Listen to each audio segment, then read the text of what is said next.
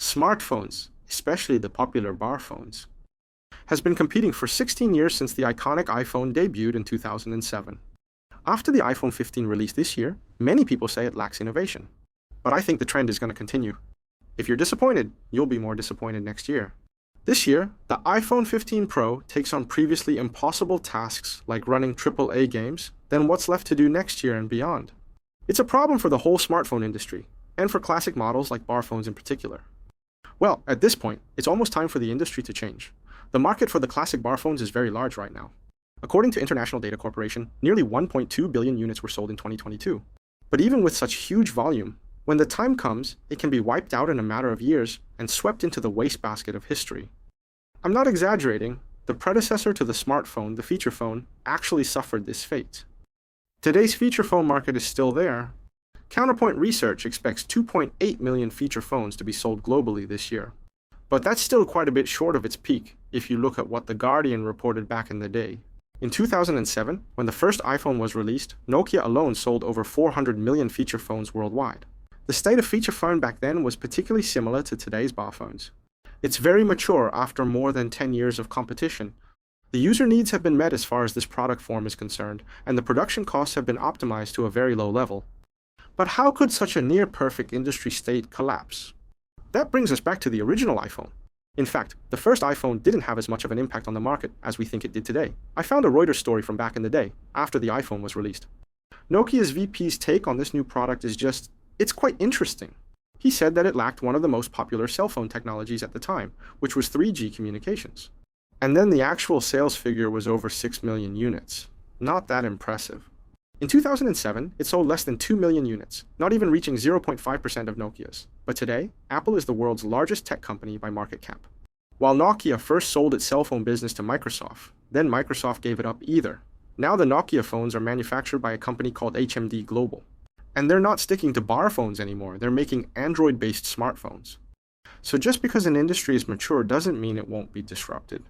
Just because a new product is small doesn't mean it won't turn the market upside down. The key is still to see whether the product got it right. At the launch of the first iPhone, Steve Jobs criticized the large keyboard area on feature phones and then came up with the iPhone with most of its front as screen. At that moment, this product has many commendable innovations. There are two key things that I want to bring out today that I think are critical, and that's bigger screens and more intuitive interactions. In fact, today's video is all about these 2 points. The evolution of personal computing device is all about these 2 points. Let's begin with the screen. One thing I've observed about consumer electronics is that the more computing power a chip has, the bigger the screen size. And it's not just for mobile devices like cell phones. It's in all areas of consumer electronics. For example, Game Boy was quite small. It's small enough to play under the desk so that teachers won't see, right? Then there's the PSP. It's more powerful and has a bigger screen, but can still be played under a desk. But as for today's PS5 and Xbox, you had to have an external screen, and you surely couldn't play them under the desk. And even for portable ones like Nintendo Switch and Steam Deck, they still have bigger screens than the old PSP. And many people even choose bigger external displays. Another example is personal computer. The earliest personal computers didn't have large screens, as they just displayed text interface, but after graphical interface gained popularity, they got bigger and bigger. Today, 27-inch monitors are not that large. 32-inch and 43-inch are welcomed, and there are larger setups like ultra-wide and dual monitors. So this trend of screen size expanding with chip performance exists in many fields. It's easy to understand, for example, in games when the computing power of the device is up, the graphics are richer, and you can add more details and interactive elements to the scene.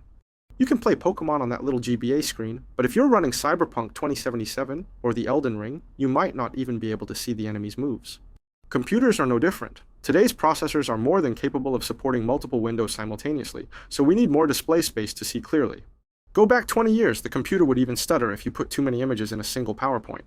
So naturally, they didn't need large displays. As for the original iPhone, by replacing keyboard space with screen, it became the first to follow the rapidly evolving cell phone processors at that time.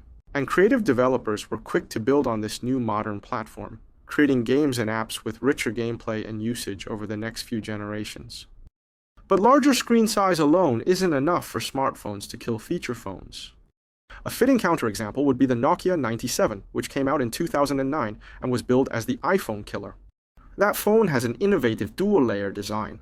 Underneath the screen is a 3-row full-size keyboard that can be dragged out for use, and when stacked up, the N97 has the same large screen on the front, and it can also be used with the touch of a finger.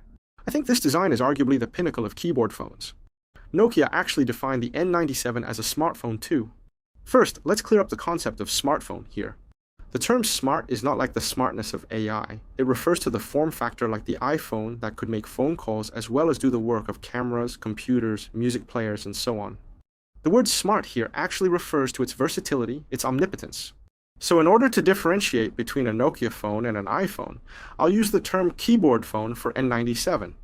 Purely in terms of form factor, N97 support both the iPhone form factor and the full keyboard form factor that the iPhone does not have. At first glance, this does make N97 look like an iPhone killer, and judging by the sales, consumers are really buying into this versatile form factor. According to Nokia's official report back then, a 97 sold over 2 million units in the first 3 months. But, and this is a serious but, in fact, this phone has brought a big wave of negativity to the Nokia brand. The more it was sold, the worse the situation. That official report just mentioned was published 4 months after that phone was released. The gist of it is to announce the release of N97 Mini and a full software update for N97. Both are remedies. Nokia's vice president also said in a talk that, although the 97 has been a sales success, it has been a big disappointment for users. The problem behind such a serious problem lies in the fact that although N97 has the form of a large screen, it doesn't have the spirit of the iPhone, which is the more intuitive interactions. N97's concept design is intriguing, but it's really hard to use. GSM Arena has written a comprehensive analysis of this event. The article said the overall hardware design was defective. The processor isn't powerful enough, and there's not enough RAM and storage. It doesn't even guarantee the basic smoothness of daily operation. And a bigger problem is that it doesn't have the same mobile app ecosystem that Apple and Android do. In June 2009, Nokia's App Store only has 525 apps, while by the end of that year, Apple had 100,000 apps. On the Android side, there were also 11,000 apps, so Nokia is crushed by orders of magnitude. So N97 users have far fewer services available to them. In addition to these issues, GSM Arena also mentions the problem with N97's resistive screen. I think we need to talk more about this issue. What made the OG iPhone stand out was not only the size of the screen, but also the fact that the touch control was incredibly smooth. And all kinds of operations are intuitive and natural. For example, if you want to see the next section of a web page, you just press up on the screen and pull up. The content naturally comes up, closely follows your finger. It's like you're literally pulling up a piece of paper across the screen, and all the other things that require scrolling follow the same intuitive logic, like when you're trying to shrink a picture. Just pinch with 2 fingers. If you want to zoom in, just separate your fingers, which is also very intuitive and natural. This very intuitive interaction relies on the multi-touch capacitive screen of the iPhone. The resistive screen used in N97 do have some advantages. When you click on a resistive display, you have to physically deform the screen. So you need to use pointy object, like the tip of a pen or a fingernail. This allows the operation to be more precise, so it's a lot easier to write on a resistive screen than it is on a capacitive screen, especially when you're trying to draw small handwritten letters. But this also makes it difficult for users to operate as naturally as on a capacitive screen. First of all, it is difficult to have multi-touch on resistive screens. Today, we do have multi-touch resistive screens, but at the time of N97s, mass production of that screen is not possible. So intuitive controls like pinching 2 fingers together and apart are not possible. What's worse, controlling resistive screen requires physical deformation. Let's try this experiment. You hold your cell phone in one hand, and you start by making as big a circle on the screen as you normally would with your thumb. Then try to draw a circle with your thumbnail as big as possible. You'll notice how much more you can reach. Next, still hold the phone in one hand. Try stroking upward 10 times with your thumb pad. Then repeat with your thumbnail. You'll find that not only is the stroke distance shorter, but it's also significantly more cumbersome. Today we're complaining about wasting time on our cell phones. We call it doom scrolling, mindless scrolling, right? In a sense, it has something to do with the fact that capacitive screens make swiping so intuitive and natural. Although that can be a bad thing when we're trying to concentrate on our work. But from an interaction point of view, it's a great design. Comfort is the most important starting point.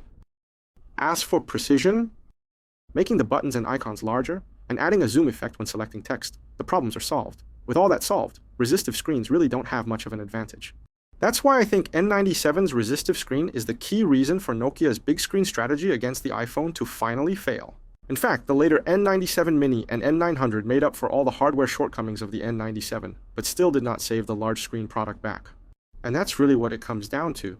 For personal mobile devices, after the chip gets more powerful, a larger screen is essential. Intuitive controls are important too. The OG iPhone accurately captured these 2 points. After a few years, the era of keyboard feature phones was finally end for good.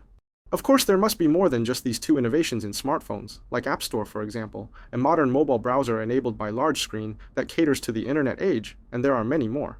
But today, we just focus on fundamental improvements like screen and interaction. These are like fundamental laws. When the chip performance goes up, the screen has to be bigger to show more and more content. And then the larger screen has to be accompanied by novel intuitive control. The golden rule for the past 16 years is the big screen smartphone. The big screen, the capacitive touch interaction, that's been the same since the first iPhone. Yet chip performance exploded again over the last 16 years. Isn't it time for another big update? From the history of the keyboard feature phone, we can see one thing. Just because it's popular doesn't mean it's solid. The sales of keyboard feature phones once went over 1 billion a year, but it fell behind the rapid improvement of chip performance at that time. So after the big screen smartphone came out, such a big industry can go down just like that. So looking at today's smart bar phone, it may also diminish as quickly. Then what's the next usurper of personal computing devices? Today I want to talk about 2 trends. The first is foldable phone. A very representative brand in this regard is Huawei. And then the second trend is smart glasses, and that translates into Apple's Vision Pro. I'll start with foldables. Over the years, Huawei has really gained a foothold in the foldable phone business, both in terms of product quality and market share. If this foldable trend works out, Huawei's gains will be huge. So will it work out? We've come to the conclusion that once chip performance gets to a higher level, devices will surely call for larger screens. Over the years, our little thumb is pressured to bend more and more by bigger phones. We all noticed that. The iPhone 12 mini came out to a lot of fanfare online, but it just didn't sell well, because it's against the law of stronger chip, bigger screen. I was at a Chinese high school in 2012. That's when I was dating my teenage crush. At that time, I was using a Motorola smartphone, and we sent messages to each other on the mobile version of QQ, the most famous message app by Tencent before WeChat prevails in China. Like WeChat, it was also a super app, but back then it was on desktop. Mobile QQ only supports messaging. I remember very well Tencent once had this infamous way of exploiting teenage money. It's named Loverspace, a webpage that you buy your girlfriend useless virtual trinkets to show off your relationship. For this, I still had to use a computer. So although the screen of that Motorola is not half as big as today's mainstream flagships, it's adequate for that time, because mobile QQ is just for messaging at that time. Today, things are very different. For example, WeChat. Its mobile version has more functions than its desktop counterpart, like wallets, QR codes, applets, and all kinds of services, right? Another example are shopping apps. The mobile experience is way better on their original desktop websites. So as mobile chip becomes more powerful, mobile apps get more and more complex. Nowadays, many applications are natively mobile, like messaging apps, mobile games, taxi apps, mobile reading, dating. There are many examples. What's more, chips nowadays can easily run multiple apps simultaneously, so screen space on today's smartphones is never enough. But there's this fundamental upper ceiling to screen size on a bar phone, and that's the size of your pocket. Today's mainstream flagships have gone to 7 inches, which really cannot add up anymore. If it does, my pants must have a new pocket design. So there's a serious conflict. There's a clear ceiling on smartphone size, but the screen wants to keep expanding. This contradiction really seems to be insoluble at first glance, until the new form of foldable appears. This round of screen technological innovation started in East Asia. That's because its underlying breakthrough is an OLED flexible screen. And this technology is mainly developed in East Asia, especially in China and South Korea. In fact, South Korea had a big lead at the beginning. Back in early 2013, Samsung Electronics showed off their flexible screen technology at CES. But rather surprisingly, the first foldable to hit the market came from a Chinese company called Royal Technologies. Their pre-orders begin in late October 2018. That's a few months before Samsung's Galaxy Fold. But none of Royal's foldable products have been successful so far. And this company is having some serious problems. The reason behind this is quite complicated. In fact, Royal has its proprietary technology, but it chose to build its own factory and designing and manufacturing all by its own. That's too much for a startup. On the other hand, we could see it's really challenging to make an innovative product. Although I'm commenting on industry like I'm an expertise, I'm nothing compared with people doing real stuff in the industry.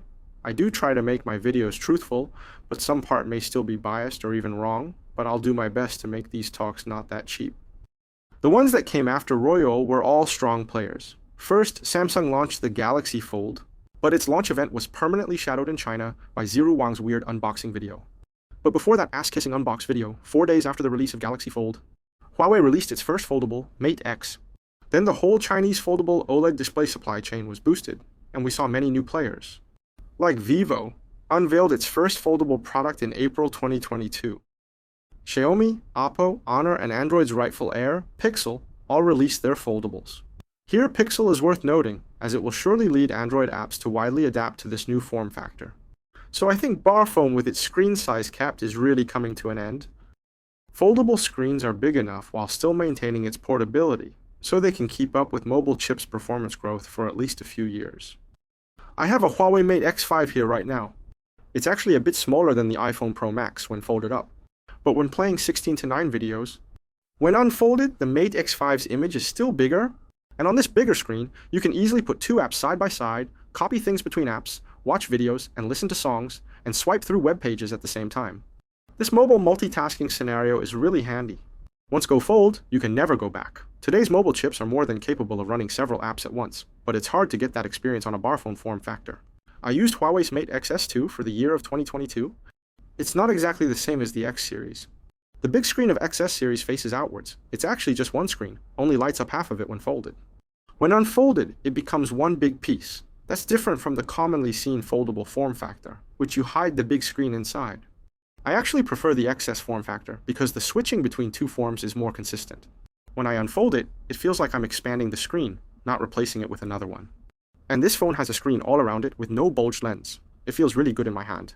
It has all of the advantages provided by a large screen, and Huawei has really put a lot of effort into mobile multitasking. Like windowed apps inside a taskbar. It's really hard to get back to the bar phone form factor after I'm used to it. Recently I moved to Hong Kong, so I had to switch to an iPhone because many essential Google apps are banned from installing on Huawei devices, but I really miss the multitasking experience. But there are also several problems with foldables. The biggest is its high price. Being expensive makes foldables hard to gain popularity, and so apps won't adapt to this form factor eagerly. It's not as resistant as bar phone either. It is more likely to break when it falls to the ground. This also limits its popularity. Again, according to the International Data Company, in 2022, 14.2 million foldables have been sold globally. Although it seems like a lot, it's actually only 1.2% of the entire smartphone market. By 2027, IDC predicts it will rise to just 3.5%. But whether it's expensive or breakable, it'll be solved sooner or later, and in the case of the original iPhone, it didn't sell well in the early days. But it gave the more capable chips of the day a bigger screen and more intuitive controls, and ended up killing the feature phones that were prevalent for so long. So what about foldables? I think it's likely to drive away today's smart bar phones as well. In fact, today's common form factor is still not the end of foldables. In the future, 3-fold, even 4-fold would all be possible. A 5-inch phone unfolds right into a big tablet. That's still a lot of screen space to go with the growing mobile chip power. But this solution may still come to an end. Because Apple's also got one more thing coming up, and that's the Vision Pro. Apple was absent throughout our discussion about foldables, but following the same trend that we've discussed today, which is bigger screens and more intuitive controls. Well, the Vision Pro actually jumps right to a whole another level. Its screen size can be infinitely large, and the interaction is directly by hand. What does this mean? It means it's not just about revolutionizing personal mobile computing. It's aiming to take out the entire consumer electronics market, isn't it? As long as chip power continues to grow, in future, you can play games in this space, watch movies in this space. You can make phone calls, do office work, browse the web. Is there anything that can't be done here? No. All sorts of personal devices can be unified into this one form. But wait for a second, it's just a vision. It doesn't mean anything if the vision isn't fulfilled, like the Nokia N97 we talked about earlier. It was a beautiful vision, but when it came to implementation, many details were not clear and went wrong, which finally led to bad user experience. To be honest, when Vision Pro officially came out at the launch event, my skepticism is far greater than my anticipation, because the ambition is too great. The greater the ambition, the harder the implementation. But it's also true that Apple is one of the most technologically advanced tech companies out there. So how far will Vision Pro go? First of all, about Apple's preparation for this product, a designer named Haolun Yang has already made a detailed analysis from a professional point of view, and I think it's very well organized. I'll put his video on the screen later, so you can just search the title to see it. I won't repeat what he said, but I'd like to talk more based on some new observations from 2023's fall launch. Only considering Apple's phone introductions for that September event, it really didn't have so many highlights. But if you're looking for hints of Apple's build-up to Vision Pro from this event, well, there's a lot of information here.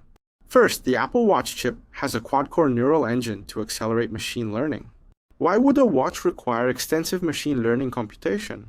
Because there is a new gesture operation, where you can answer the phone, hang up, turn off the alarm, start a countdown, and do a lot of control with just double taps of your fingertips. It's a clever and innovative interaction, but if you think about it a little further, isn't it just a way of acclimatizing the user to the Vision Pro in advance? The Vision Pro is all gesture-based, and one of the key gestures is to pinch your fingers together, and once the watch user gets used to tapping their fingers every day, it's seamless when they put on their glasses. Then there's the fact that AAA games like Resident Evil and Assassin's Creed come to the iPhone Pro. Does Apple really want the iPhone to compete with portable consoles like the Steam Deck and Nintendo Switch for the single-player game market? No way. The audience for single-player games is infamous for being picky and hard to please. And I'm not holding it against anyone, I'm one of them. But even I myself agree with this judgment. Seriously, it's so much easier for online players from Fortnite or Genshin to throw out their money. Besides, the iPhone is a huge moneymaker with mobile games. So money won't be a motivation for Apple to get into the single-player market. Unless Apple is tired of all the delicacies and want to try some cheap frozen food. But in fact, this trend is really obvious lately. At WWDC last June, Apple brought Death Stranding to Apple computers, and Apple also released a game porting toolkit for the computers. It allows game developers to quickly get games on other platforms up and running on macOS. The goal is still to attract more game companies to make big single-player games on Apple's platform. The basic tools used for game development have become quite comprehensive and complex over the years. If Apple wanted to make a universal porting tool, it would have to match all of these basic tools to Apple's Metal-based graphics acceleration system, and that's a lot of work. So why did Apple go through all this trouble? Still, it's certainly not about exploiting in the single-player market. This market didn't satisfy Apple's appetite years ago. Now, as Apple grows to almost $3 trillion, it seems even less attractive. But not just Apple. Microsoft's interest in gaming has also increased significantly in the recent years. In my opinion, it's all about competing for the next generation of personal computing, which is the HoloLens, the Vision Pro, the VR/AR glasses. That cake would be really big. We often hear the term spatial computing for this type of device. In the future, whether it's games themselves or non-game applications on these platforms, 3D design and interaction will be a necessity. While the most talented people today are in companies that make big AAA games, professionals are critical for such kind of new platform. The more professionals come to the platform, the more developed it becomes, and an ecosystem follows. So, if I'm right, Apple is going to be using all sorts of ways to entice major game companies to put their titles on Apple's platforms in the future, but it's not because Apple's suddenly paying attention to the AAA market. It all comes down to its plan for Vision Pro. Finally, there is spatial video. I once developed apps in this field, using phone lens to recover depth information of the scene and calculate object size. Last September, I experienced Tencent's naked eye 3D video conferencing and learned the tech behind it. So I get a deeper understanding of this technology. The fall event didn't explain much about spatial video, but I was really blown away by the technical prowess behind that short demo, but only if the demo wasn't faked. I don't think Apple would fake a demo on their event. In the demo, we can see that the guy shot this space video in a roughly fixed position, but when the video is played back, the perspective actually circled around scene. In this process, you can see that the scenery behind the character all revealed as the viewpoint changes. Nothing gets blocked. That's astonishing. In order to recreate a spatial scene and make it feel like you're there, you need to capture all the information from as many viewpoints as possible, and then the depth is calculated based on the change in displacement of the same object from different viewpoints, like how human eyes perceives depth. Take Tencent's Naked Eye 3D conference, for example. The monitor was equipped with many cameras, and they're arranged in a wide array. The person in front of the monitor is shot from every angle, so a holographic effect is achieved. If the person reaches his hand out, I really feel his hand coming out of the screen, and I intuitively want to shake his hand. But the problem is that iPhone doesn't have that many cameras, and they're so close together. So how does it capture all the spatial information? My guess is its wide-angle lens captures as much information as possible, and the main camera gets the details. Then aberrations are corrected through machine learning algorithm, and the blocked parts of the scene are generated by AI. So how could this recording be in real time? Unbelievable. So Apple's invested the resources to make spatial video so great, and for what? That's how Vision Pro gets an endless supply of content, and that's at least one reason for users to wear their goggles, unlike the Meta Quest. An easy-to-use creation tool is critical, then users can simply create their own content ecosystem. Based on that fall event, I think Apple's pushing its glasses forward at a pretty steady pace. The accumulated tech is steadily revealing. The chips, the gesture interaction, the graphics improvement, the spatial video, no other company could have done all that. So let's get back to our discussion. I don't think there is any doubt that bar phone is coming to an end, but when will that happen? Once the foldable form factor solves the cost and reliability issues, bar phones should really be retired, not to mention the final challenger, smart glasses, and if that matures, the whole smartphone thing will be over. But I'm still skeptical about the Vision Pro, because it's a really ambitious goal. It's like Tim Cook's iPhone moment. Perhaps it needs a very long time to ever reach its lofty goals, even for Apple, to shake up the smartphone market and even the whole consumer electronics market. And besides being too big a target, motivation is an issue. Now that the flat screen ecosystem has solved all sorts of scenarios for gaming, productivity, socializing, and everyday life pretty well, what's that one scenario that makes me desperately want to put on my glasses?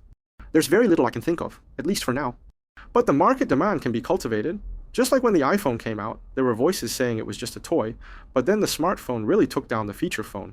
Anyway, at least for the moment, I think the trend of foldables is more practical. Huawei started earlier and has a complete range of products. The hardware and software design is also impressive, and if the chip problem is solved, Huawei could be the leader for a while. If things don't go well with Vision Pro, maybe Apple will also retreat to this foldable route, but I'm still looking forward to seeing Apple get this spatial computing thing going so we can see the future sooner rather than later. Okay, that's it. This is Yi. I'll see you in the next one. 没关系，我愿安安静静地坐在马路旁。夏天也好，冬天也好，总是会有人在歌唱。